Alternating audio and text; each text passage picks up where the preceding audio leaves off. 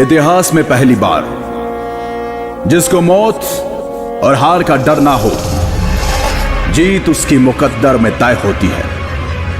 यह कहानी है एक ऐसे वीर पराक्रमी योद्धा की जिसने ना सिर्फ पूर्वोत्तर की रक्षा की बल्कि मुगलों के गुरूर को भी कुचल डाला। The legend of Lachit Borphukan. Bharat का वो हिस्सा जहां सूरज सबसे पहले दस्तक देता है। पूर्वोत्तर। 17वीं सदी, जब पूर्वोत्तर की राजधानी हुआ करता था रोंगपुर शिवसागर। मुगल सल्तनत की पैरवी करते हुए मीर जुमला ने राजा जयध्वज सिन्हा को परास्त किया,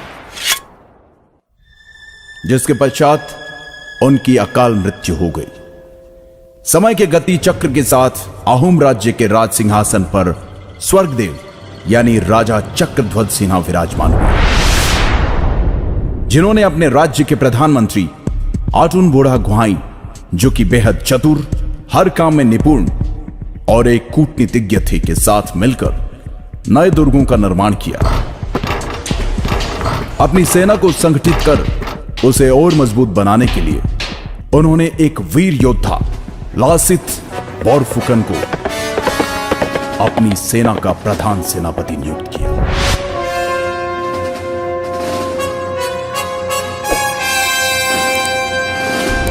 जो कि ऊपरी असम के पहले बोरबरुआ मोमाई तामुली बोरबरुआ के बेटे थे।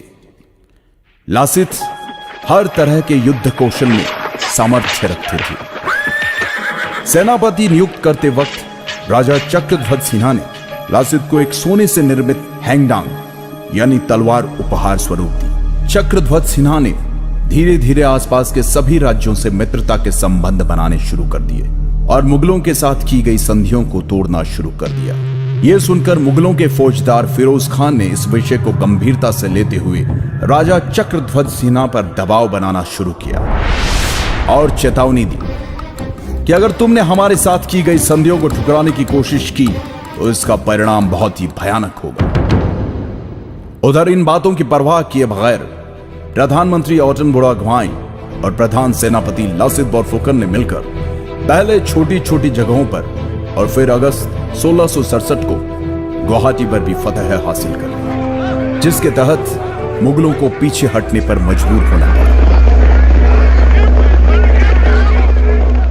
और तब राजा चक्रध्वज सिन्हा ने कहा था, अब मैं सुकून से 2 मुट्ठी चावल खा पाऊंगा।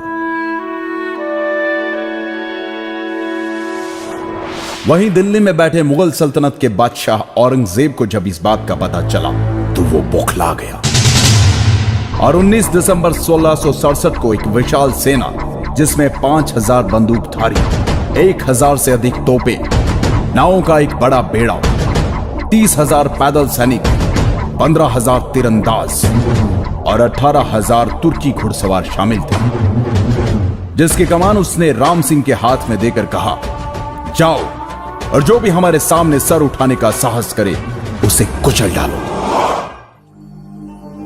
फरवरी 1669 को राम सिंह रंगामाटी आ गया और अपनी विशाल सेना के साथ उसने फिर से गुवाहाटी पर कब्जा कर लिया। तब लाचित ने कहा था कि यह बड़े ही दुख की बात है कि मेरे प्रधान सेनापति रहते हुए मेरा देश भयंकर समस्या से जूझ रहा है। मैं अपने राजा और प्रजा को कैसे इस संकट से मुक्त करूं? कैसे मैं अपने पूर्वजों के मान और सम्मान की रक्षा करूं? उसी दौरान राम सिंह ने एक चाल के तहत बाण के जरिए राजा चक्रध्वज सिन्हा को एक पत्र में लिखा कि लाचित ने हमसे गुवाहाटी खाली करने की एवज में 1 लाख रुपए लिए।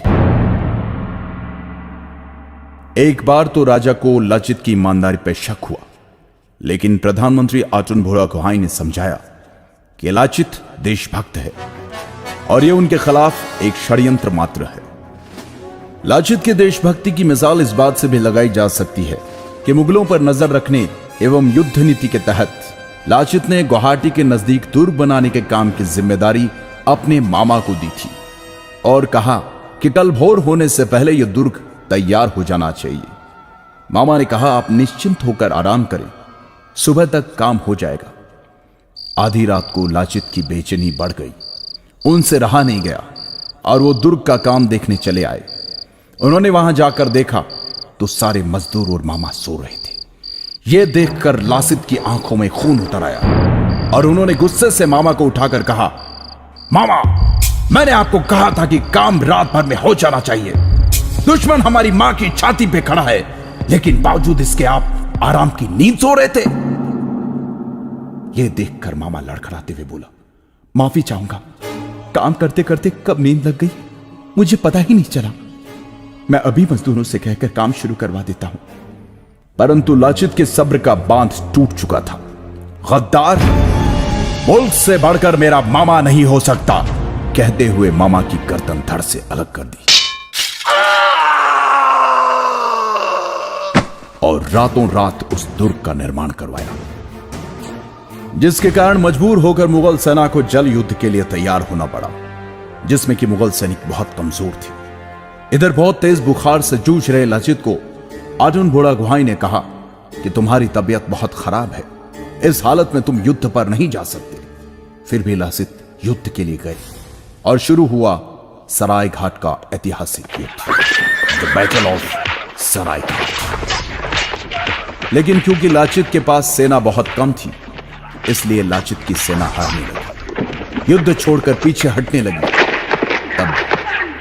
तब लाचित ने अपनी सेना से कहा, हे आसाम के वीर सैनिकों, अगर तुम में से कोई रण छोड़कर जाना चाहता है तो बेशक जाए, लेकिन मेरे राजा ने मुझे दायित्व दिया है, इसलिए जब तक मुझ में प्राण बाकी है मैं लड़ूंगा।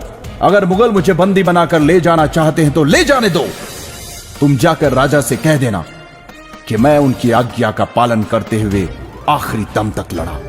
यह सुनकर लाचित की अगुवाई वाली सेना में तीव्र ऊर्जा का संचार हुआ और परिणाम मुगलों को मुंह की खानी पड़ी। मुगल सेना पूरी तरह से हार गई। यह देखकर मुगलों के नेतृत्व करने वाले राम सिंह ने नतमस्तक होते हुए कहा, मैंने अपने जीवन काल में अनेकों युद्ध देखे और लड़े, पर ऐसा पराक्रमी वीर योद्धा जो जान से ज्यादा अपनी मातृभूमि से प्यार करे, जो युद्ध के हर क्षेत्र में पारंगत हो, आज पहली बार देख रहा हूं। राजा की जय, सलाहकारों की जय, सेनापति की जय, देश की जय। हे लाचित, तुम्हें कोटि कोटि नमन। पूर्वोत्तर के इस वीर योद्धा को भारतीय इतिहास कभी नहीं भुला सकता।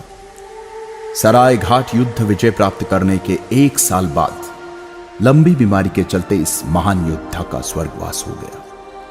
1672 में स्वर्गदेव राजा उदय आदित्य सिंघा ने जोरहाट से 16 किलोमीटर दूर हुलुंगपाड़ा में लाचित मैदान का निर्माण करवाया। लाचित बोरफुकन की वीरता और सराय घाट की लड़ाई में असमिया सेना की जीत के उपलक्ष्य में हर साल 24 नवंबर को असम राज्य में लाचित दिवस मनाया जाता है। राष्ट्रीय रक्षा अकादमी के सबसे अच्छे कैडेट को लाचित बोरफुकन स्वर्ण पदक से सम्मानित किया जाता है।